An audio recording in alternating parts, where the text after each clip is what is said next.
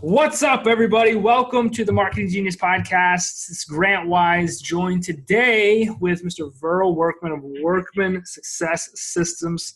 I got to say it slow so I don't mess it up. I'm pumped about our interview today. Verl has an outstanding resume and has helped some people do some big things. And if you listen intently today, I promise you're going to be able to walk away and do the same. So, Verl, man, thanks so much for joining us today. Happy to be here, Grant. Thanks for having me. Of course. How's business? So business is out of control. I'm going to say that it's white knuckles on the steering wheel. We're just hanging on and trying not to screw it up. That's awesome. Why don't you tell us about yourself, man? Who are you? How did you get to where you are today? Yeah, so I'll give you the Reader's Digest version, but I've been, training and speaking to real estate agents for the last 20 years. My first company, we successfully sold to homes.com during the .com frenzy. And then we went out and raised about $70 million. We helped them really help real estate agents understand whether or not they needed a website. So if you can imagine in the late 90s talking to realtors, hey, you guys need a website. That was all of our seminars. But having some revenue and some .com money, it allowed us to go out and put us on stages. And that really kind of established me as a speaker because I got to get on some big stages, speaking with people like Zig Ziglar and Tom Hopkins and some of the great speakers of the world. And so I've had the privilege to share the stage with some people that I, as a young speaker, looked up to as mentors. And what I learned was as we go out and we would speak, people would get excited about your message. And then I'd run into them a year later and they hadn't done anything, but they liked your message. And so we started coaching, and we decided that we were going to differentiate the difference between training and coaching. And with training, I like to say you learn something new, but with coaching, you do something new. And we wanted to move it from, hey, really good idea to, hey, how do you get crap done and how do you actually get a real result and measure it? And so we started coaching, and we started coaching with a company called Automation Quest. Was our company. It was very successful. And we helped a lot of people incorporate technology into their business by coaching them on how to incorporate technology to everything from CRMs to paperless listing presentations to what we do with the pre-listing package and how do we automate our geographic farming. We would coach them on those basic fundamentals, and they had great results. 4 years ago, we started this new company called Workman Success Systems, where my daughter and I were coming back from a conference that we were actually at a Boomtown conference in South Carolina. And we were just done speaking there, and we had decided that where we were wasn't a good fit. And so we started this new company, Workman Success Systems, just 4 years ago. And in 4 years, we decided that we were going to focus on what we believe is the emerging market in real estate, and that is real estate teams. Today's consumer, they're like you, Grant. They're young lions that, come out of school with Instagram accounts and Facebook and Snapchat, and you don't wonder whether or not you want to be collaborative. You just grew up being that way. The old school realtor, they used to think it was a big promotion if they could get an office that was private. Now everybody wants to be in a group space. The consumer today is trained to deal with teams. When you go into the dentist office, you're not greeted by the dentist, you're greeted by the receptionist who sits you down and says, how are you going to pay? And you say, well, I have a copay, and they take your money. And then the hygienist invites you to come back in the chair, and she sits down with you and cleans your teeth and makes sure that the dentist is going to have a positive experience. And then somebody else comes over and does your x-rays, figures out all the problem. The dentist comes in for about 15 minutes and drills the hole, fills the cavity, walks away, and the next person comes in and schedules your next visit. That environment is what we're used to. And today's consumer is used to dealing with experts at every level of that interaction. But in real estate agents have taken this approach that it's all about them, that people actually care about them. That nobody can do it as good as me because I have all the knowledge and I care about my people. And it's just a bunch of bullcrap. Nobody really cares about us as realtors. They care about their own families. They care about the schools that their kids are going to go to. They care about the location and proximity to work. They care about lots of things, but the realtor is not part of that what I care about process. And so what we've done is we've figured out how to create a successful environment that's more like a business and less like an agent who does a good job creating a job for themselves. Most agents, when they're done with their real estate, go off like I call them Kung Fu closers. They're like at the end of the old show Kung Fu, where he rolls up his bedroll and goes off into the sunset, never to be heard from again. Well, that's how realtors exit real estate. They don't have anything of value. So what we do at Workman Success is we figured out how to build successful teams so that the client has a higher level of experience at every interaction. So Grant, let me ask you this. If I don't know if you know these numbers, but you know how many transactions the average realtor does in the country? Annually, no. Yeah, take a guess. I'll tell you what the number is. On average, I don't know, 4 maybe? Yeah, 7. So the number's 7. So you're pretty close. So 7. So if you work with 7 people a year, is there any way you can truly be an expert? No. If you were going to go get back surgery or you were going to go see a doctor to help you with your cancer, would you go to someone who only does it 7 times a year? Absolutely not. Okay, so here we are in real estate, and the consumer has this perception that realtors aren't worth the money they get paid. And my response to that is because most of them aren't. They do it 7 times a year, and they're just not that good at it. But they think it's all about themselves. And so what we do is we say, look, let's get a buyer's agent, and let's have them focus just on buyers. And let's have them do it 50 to 60 times a year. And by doing it 50, 60 times a year, they understand how to get their offers accepted in multiple offer situations. They know the inventory. They know which houses to show and which ones not to show. They know how to take a client through and recognize what they're really looking for, and they qualify better. And so the client gets a great experience working with a specialist who's a buyer's specialist. And then when it goes under contract, how many great salespeople do you know that are really good at paperwork also? None, actually. Right, because that's not their skill. Right. And so as a generalist realtor, I have to go out and sell the house. Then I have to do all the paperwork. They have to process everything. They have to coordinate all the inspections and appraisal and all those things. And I hate that part of the business, and I already suck at it. So why do it?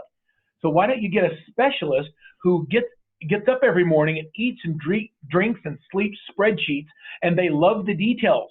Their shirts are color coordinated in their closet. Their drawers are organized. When you open the cabinets, the soup is all facing the right direction. That's who I want on my team, making sure that whatever I promise the client actually happens. And so we have a specialist at transaction processing. And then you take a listing specialist, and they get really good at prospecting for listings, finding opportunities to meet with clients, staging the home properly, and negotiating contracts. And so everybody has a key role on the team as a specialist. And as a result of that, what happens is the client gets a better experience and your business grows as a result of it. So that's what we do, is we build 7-figure real estate teams by helping them become specialists, and they get to do what they love in the business the most. So whatever it is you'd love to do, let's let you focus on it. Let's help you be better at it than anybody else. So that's what I do. Love it. I love it. I love it. I love it, man. I love it. So what are some of the successes that some of your clients and your students have experienced, in the last couple of years? So, I have a lot. So just, today we have about 50 coaches, and most of our coaches are in production. I would say that 30 to 35 of our coaches all earn $1 million a year or more in real estate. So who do you want to coach you? Do you want someone who did it back in the day, or do you want someone who's still in production making $1 million? Yeah, that's a good question. Good way to put it. Right. So that's who we hire. And so our coaches usually come from our clients.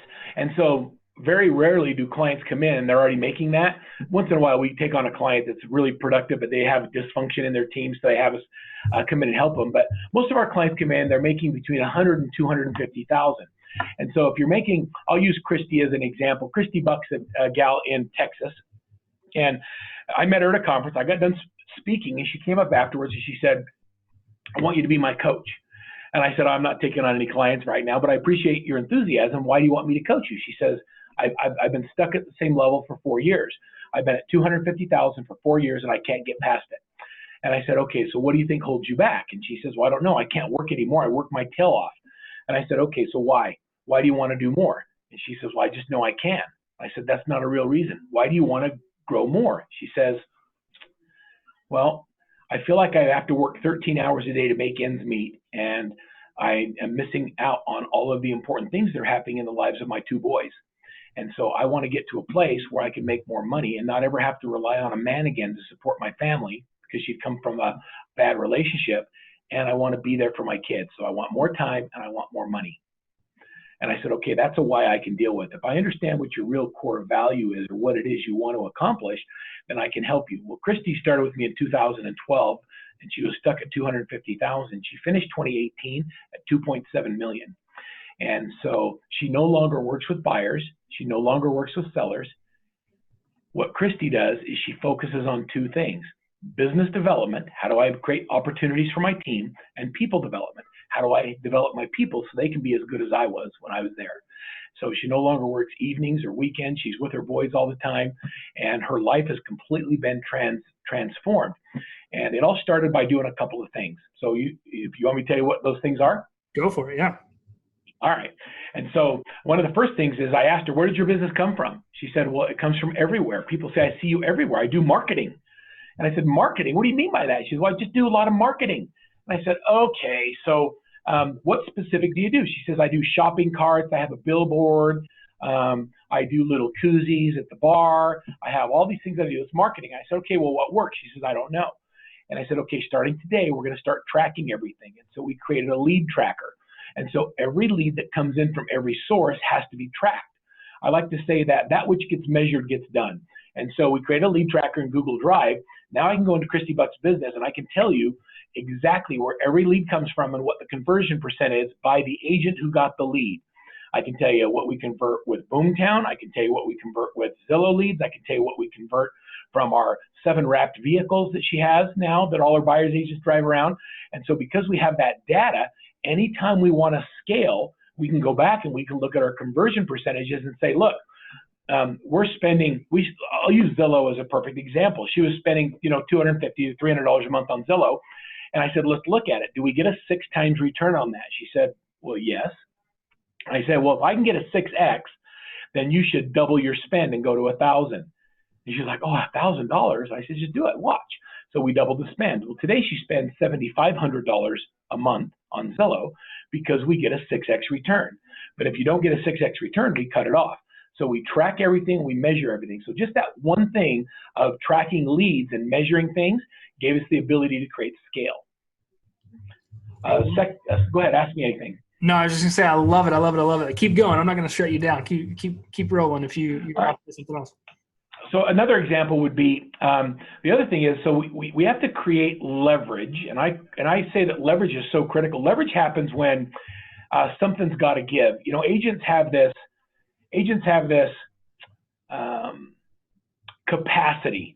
And so, we have these agents doing 1 to 10 deals a year, and that's a good little job. They can make $50,000, $60,000, and it's a good side job, and they help their friends, and they don't really have any drama or stress, and that's great.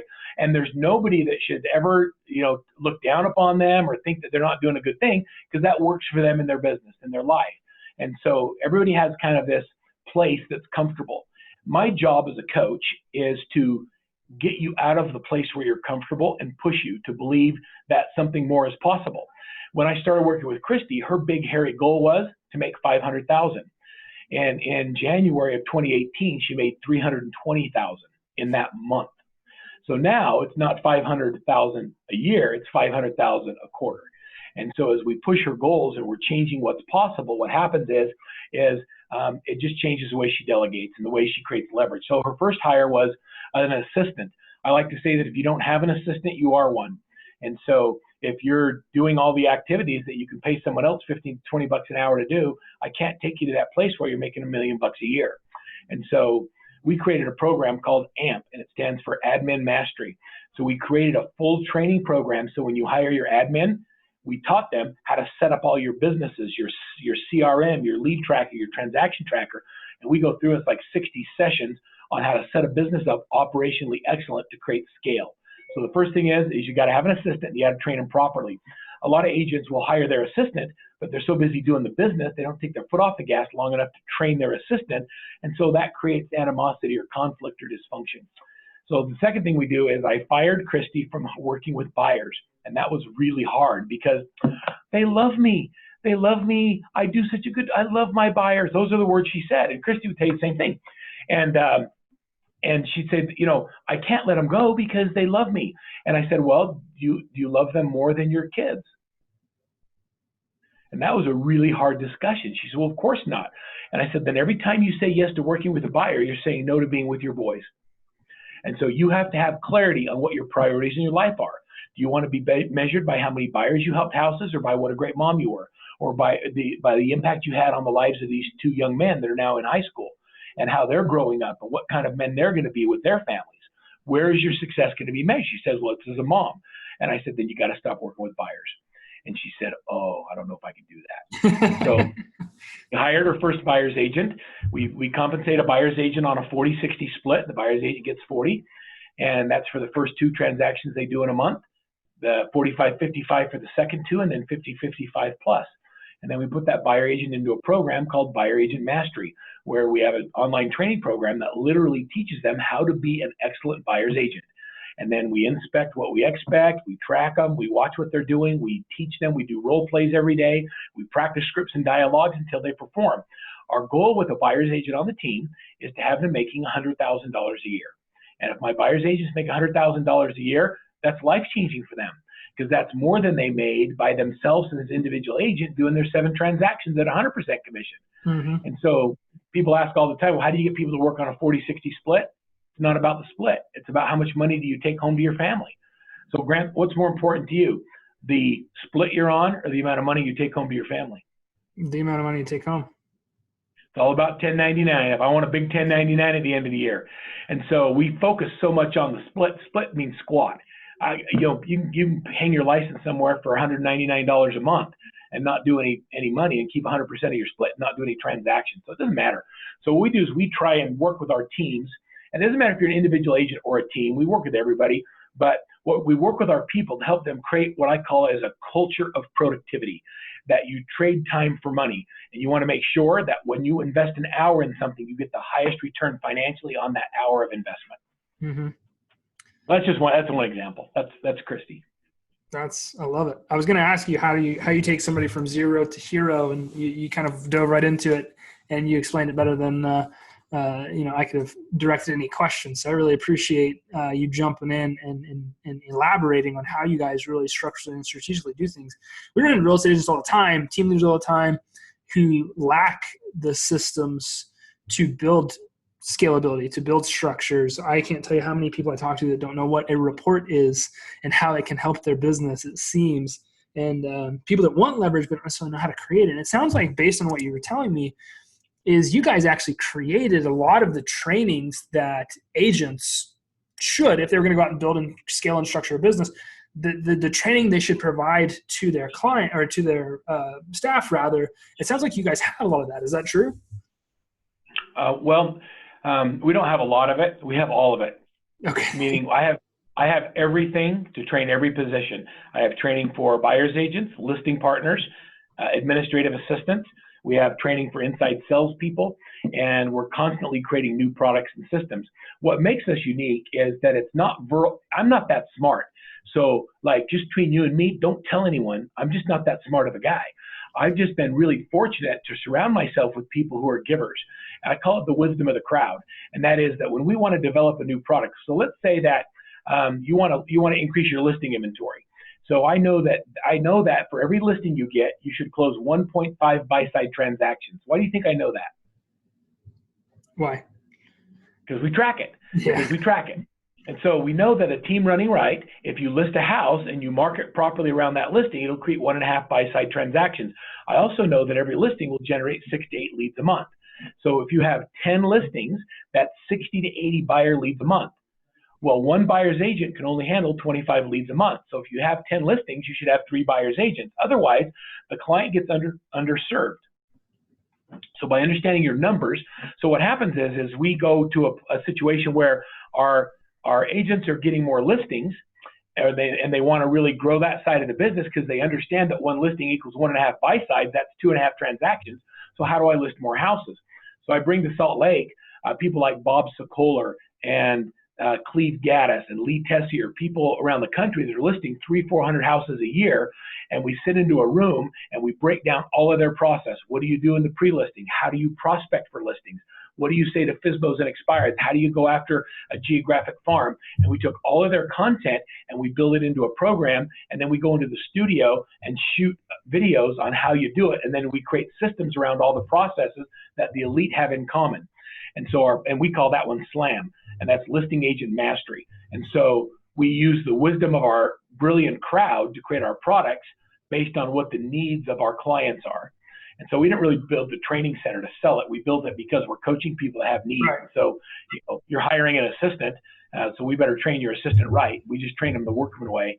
And when we train them the Workman way, then we know that there's certain things that they're going to have in their business that create operational excellence. It's got to be a gigantic relief to a lot of the people that hire you that you don't have to go out and create hundreds of hours of content. It's already there. It's turnkey.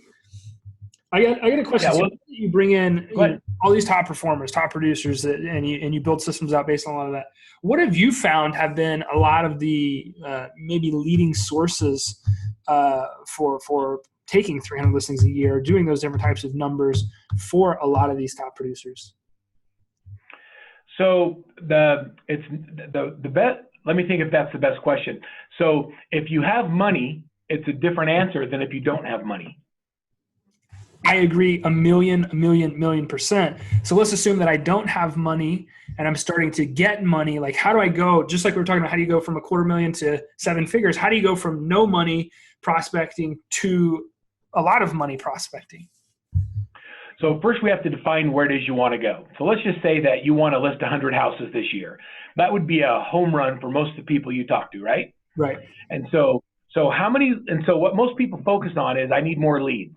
And I think that's the wrong question. It's, what activities do I need to focus on today that will create more appointments? Because if I get face-to-face with enough people, I'm going to list a house. And so I'm going to say that most of our high listers are going to close about 65% of listing presentations they go on. And so if you want to list 100 houses, you've got to go on 200 listing presentations this year. So how many, let's do the math on that. So if we have to go on 200 presentations this year, let me just take my number of 200 and I'm going to divide that by 50 weeks. That's 4 appointments a week. And so what happens if I was coaching you is we would talk about the way that you measure success today is that you schedule and go on 1 listing appointment a day. So all I need you to do is, I want you to get up every day and be intensely obsessed with creating opportunities to see people face-to-face for a listing appointment. And there's a variety of different ways to do it. If you don't have any money, the first group I'm going to have you work is your top 50 list, the 50 people who are most likely to give you 1 referral a year. So we're going to have a specific program designed on the top 50. The second thing I'm going to have you do is I'm going to have you go out there and I'm going to have you work around the listings that you currently have. We're going to turn 1 listing into 3. We're going to knock 200 doors around every listing and see if they know someone that wants to buy that house. And if not, if I have a buyer that doesn't want that house, wants to live in the neighborhood, if they've thought about moving. If I could get them top dollar in today's market, would they be open to that conversation? It's an easy conversation to have. So I'm going to knock doors. What does it cost you to knock on a door? Time. Right. And does it cost you any money? Nope. Nope. So can you use the excuse, I don't have any money, so I can't list 100 houses? No, just go knock on doors. Right. I mean, my gosh, I was a Mormon missionary in Manchester, England for 2 years. You think I'm afraid to knock on doors? No, I'm not afraid. You were trained selling houses? Yeah. You think selling houses is hard? You got to try selling Jesus. It's a much tougher sale. It's a much tougher sell. The next one would be, I would say that geographic farming is one of the consistents that we have. And you have to be able to have the staying power to do it for 18 to 24 months. Most people jump in and out of their farms because they don't have enough money to sustain it, but you've got to stay in it for 18 to 24 months. And the content that you give matters. You have to create calls to action.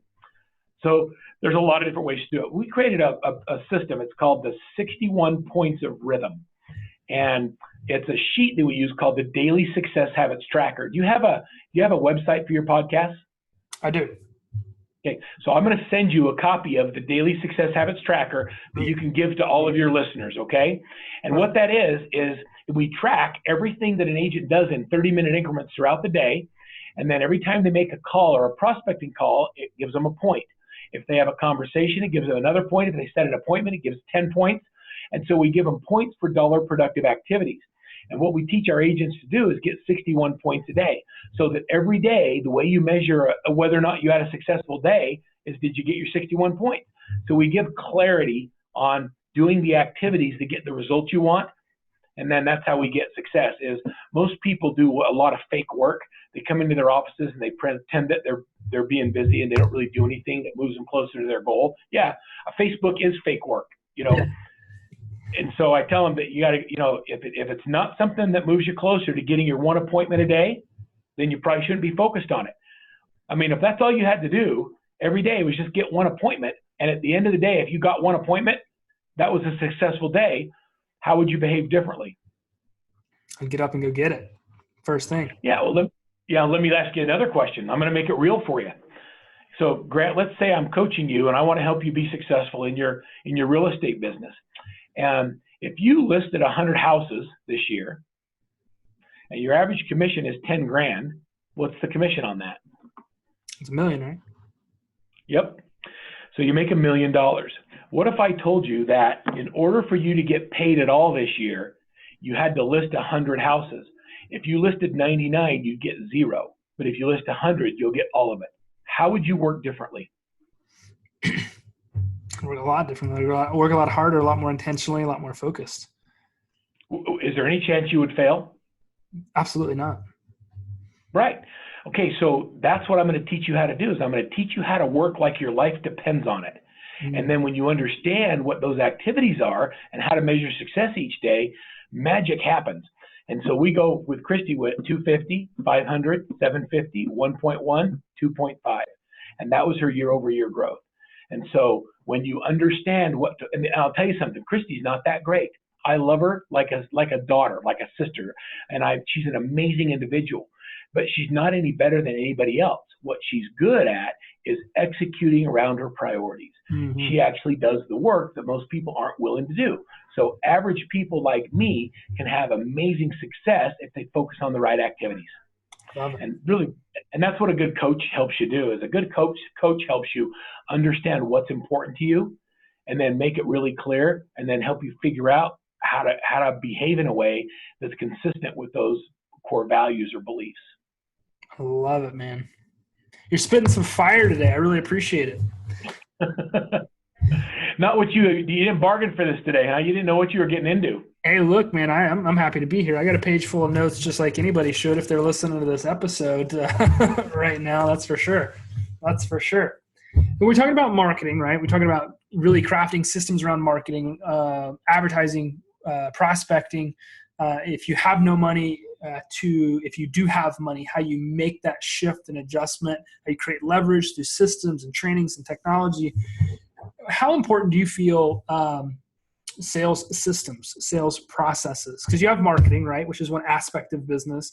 Then you have sales, which is another aspect of business.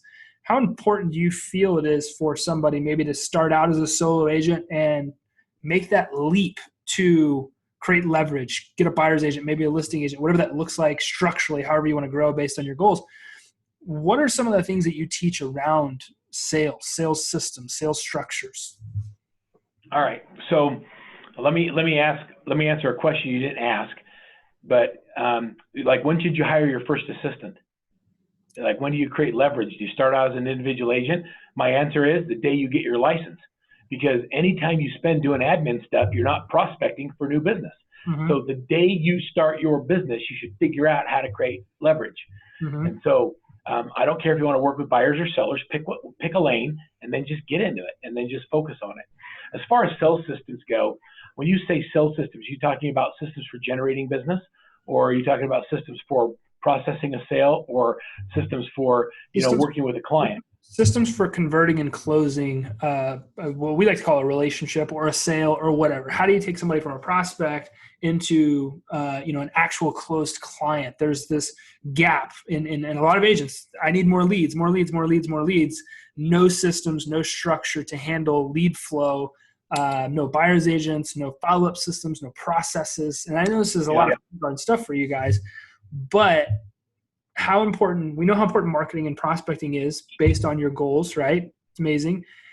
What do we do in the sales arena? How do we close more deals if we maybe aren't the best at it, to go from zero to hero?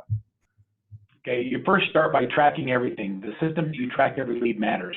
Your CRM is the most important piece of technology you own. The one that I like the best is called RealVolve. RealVolve is like all of the CRMs that you've seen that work really well put on steroids. They're intelligent in the way they do workflows and action plans. So RealVolve is what most of our teams are moving to. And so I would use Google Drive for a lead tracker. I'd use RealVolve for my CRM. And then I would practice the process of a sale. And the process of a sale is we do BRT first. That's where we build a relationship of trust. And we teach our agents how to ask the right questions to build a relationship. The second thing we do is we practice scripts and dialogues. And so if you're not good at converting leads, it's not because you're not a good person, you're just not saying the right things. And so if somebody calls off a sign, our agents know that a sign call is LP Mama, location, price, motivation, working with an agent, qualify for a mortgage, set the appointment. They know the acronym for LP Mama. Every Thursday, they get on a role play call with all of my other teams around the country, and they practice that with each other. If it's someone that you're calling from your sphere, we use the Ford script, family, occupation, recreation, dreams. If it's someone that's interested in doing a listing appointment, we teach a process called an upfront agreement. So you have some questions about listing your house, and I'm going to have some questions about you and why you want to sell. And so it's going to take us about an hour about the amount of time we have that you can set aside to meet on Thursday. So you say, yes, I have an hour. So we establish the time, and then we're going to establish what's going to happen at the meeting. I'm going to have questions for you. You're going to have questions for me. Based on the answer to those questions, we're going to be able to decide whether or not we think there's a fit. If you feel like there's a fit, are you comfortable telling me there's a fit? And if I don't feel there's a fit, are you okay with me letting you know that I don't think there's a fit as well? So we set an upfront agreement of what's going to happen at that appointment. And then, of course, if we decide that there's a fit, then we're going to establish the next steps, put an agreement in place, and move forward with the selling of your home. So we teach people how to sell in a process. Everything is a system. Anything you do 3 times in your business, you must have a system for it. And it doesn't matter if it's doing a podcast or listing a house or selling coaching to realtors, you must have systems for everything. I'm not a systems guy, I'm a sales guy. And because I'm a great sales guy, I've learned that by having great systems creates better opportunities for me to do what I love, and that's I love the deal. I love putting deals together and closing them, and the bigger the deal, the better. And so I love the game, but I hate the stuff. The stuff just creates more opportunities for me to do what I like the most. Does that make sense? Oh, it's an amazing way to look at it. Absolutely. Yeah. So it's just, systems are critical. You got to have them for everything. You were asking me about kind of lead sources and what works, what doesn't work, what our conversions are. And so I have, imagine having 250 7-figure teams, and I have all of their lead trackers. I have all their transaction trackers. I know what converts, what doesn't convert. I know what works. There you go. Now we're getting into the really good information people want to know. Where do I need to go next, Verl? That's awesome, man. So if I was a new agent and, maybe didn't have a lot of experience, but I was trying to figure out how I get to that next level, can you help me? Yeah. So if you're a new agent and you want to go to the next level, I'm going to tell you that there's no better training for real estate than the game. And I would have you go find someone who's doing a lot of business and join a team. Go work on a lower split and get in the game and do a bunch of transactions. Go do 40 deals or 50 deals. And then if you decide you want to go on your own, that's great. Or you stay with the team and they create an opportunity for you to grow. But I would go, like my advice is, don't go try and do it yourself. Poverty sucks.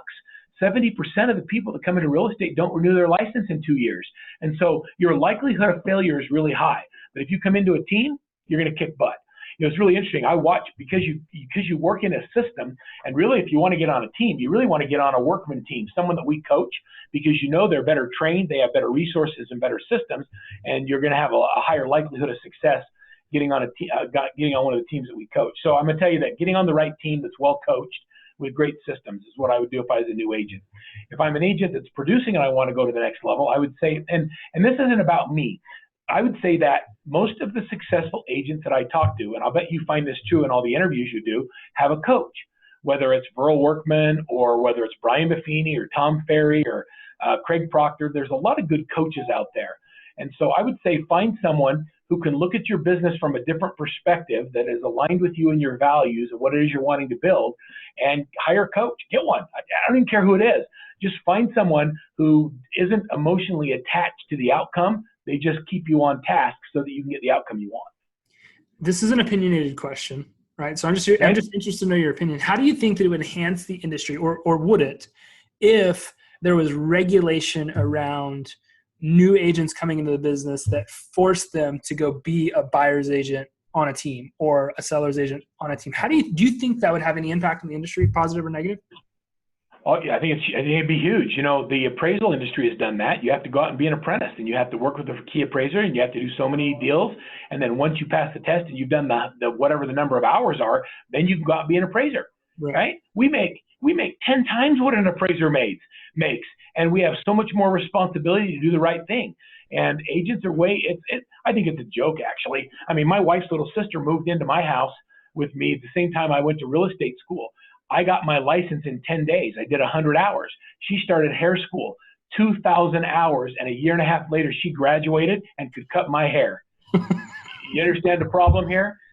Our industry is not, the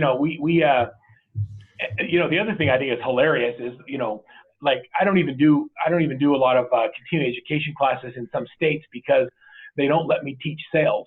They don't let me teach people how to be excellent real estate agents. Selling is serving. And so if you don't learn how to really ask questions to find out what someone's wants and needs and desires are, you can't serve them well. But boards and associations won't approve those classes for continuing education. They don't want us to teach our people how to sell. Well, selling is the highest profession. It's the greatest honor because when you don't manipulate and you sell to serve, then the money takes care of itself. And I think all we do is sell. So we have to do a better job of educating our agents as they come into the business. I'm with you 100%. They should apprentice. Yeah, I agree. Where do you think the industry's headed in a couple years, 5 years? Well, I think there's a lot of, I just got back from a big conference in New York and all of the innovators are there and they're talking about the disruptors and the iBuyers and all of those things.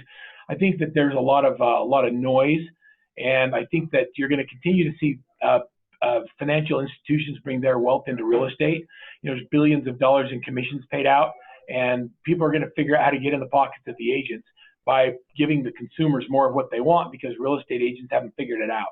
They continue to make it about themselves. And, you see companies like Zillow that have come in and they've done a really good job of creating they're a non-real estate company that listens to the consumer and gives them an experience that they want. And as a result, they generate leads. So people outside of our industry are doing a better job of finding out what the client wants, and they generate leads for it, and they make millions and millions of dollars. You're going to see more of that. I think the big disruptors that I'm really paying attention to are Zillow and companies like Amazon that are getting in the middle of the transaction. They're going to figure out a way to get in the pockets of the agents, and so I'm not afraid of them. The only reason someone uses an iBuyer or something else is because we haven't done a good job communicating our value proposition. And so we teach how to deal with those disruptors. You know what the disruptors were back in the day when I started real estate? The fax machine. That was a disruptor. And then you know who disrupted the fax machine? DocuSign. Right. Disruptors are just took it out of their distraction. They make a lot of noise, but do we still list and sell real estate? Do we still focus on relationships? Do you think it's the disruptors that make noise, or do you think it's the agents themselves that make the noise? Because I think that Zillow absolutely is probably making some noise, but I think more of that noise is coming from the fear that seems to exist inside of the industry as opposed to outside of the industry. We use disruptors as excuses for failure, although there's nothing we can do to control them. So we use outside influences to justify our mediocrity. Yeah, love it. So can you control what Zillow does? No, absolutely not. Can you control what Amazon does? No. Can you control what you do? Absolutely. So let's focus on that. Exactly. So let's focus on the things you can control, and that's how we get great results. We understand how to do a SWOT analysis. We know what the threats are, but we don't change our business model because of the threats. We learn how to message around them, and we learn how to find success, 4 other different ways, so that one thing that's being disrupted doesn't impact our growth. Hey, when all goes to hell in a handbasket and we're doing REOs and short sales again, guess who's going to have the best training for REOs and short sales? It's just a different way of doing business. Find the money, put yourself in the middle of it, and make sure you're better at it than anybody else, and you'll be great in real estate. Man, we can wrap with that. Man, the world needs more Verl Workmans. I really appreciate you jumping on here and adding some value today. I'm jealous, as you talked about, kind of appreciate you guys got 2 foot of snow. I wish I was there with you doing the interview live, but maybe we can coordinate something like that sometime soon. What events are you having next? And so, listen, I just got back from the CRS convention in Las Vegas, and I was in Inman. I think next week is all RE/MAX. I'm headed out to the RE/MAX Teams event, where we're rolling out their exclusive Real Teams program, which is phenomenal. And then that's the first couple of days. And then the R4 is their big international conference, and we're doing things with brokers and with agents on helping them be better at competing with real estate teams. It's a great company and a great brand, and we're excited to be part of it. Love it. Love it. What is the best way for somebody to connect with you guys if they were interested to learn more about you? Yeah, so the best way is to go to our website, workmansuccesssystems.com, or send an email to coach@workmansuccesssystems.com and say, I want some help. And we'll set up a free business consultation. We'll look at where you are. We'll look at where you'd like to go. We'll share what we do, and we'll see if there's a fit. And if there's a fit, we can talk about what a coaching relationship might look like. And if there's not a fit, then our business consultants are very sharp. They'll actually give you some ideas or things that you need to focus on until it makes sense for us to work together. So set up a free business consultation. Let's see if we can help you. Go do it. Go do it. Go do it. I think you guys would be more than happy that you did. Verl, it was such a pleasure getting to know you a little bit better. And thank you so much for coming and adding value to our listeners and subscribers. We really appreciate you. We appreciate you guys tuning in to the Marketing Genius podcast. We will see you on the next episode. Peace.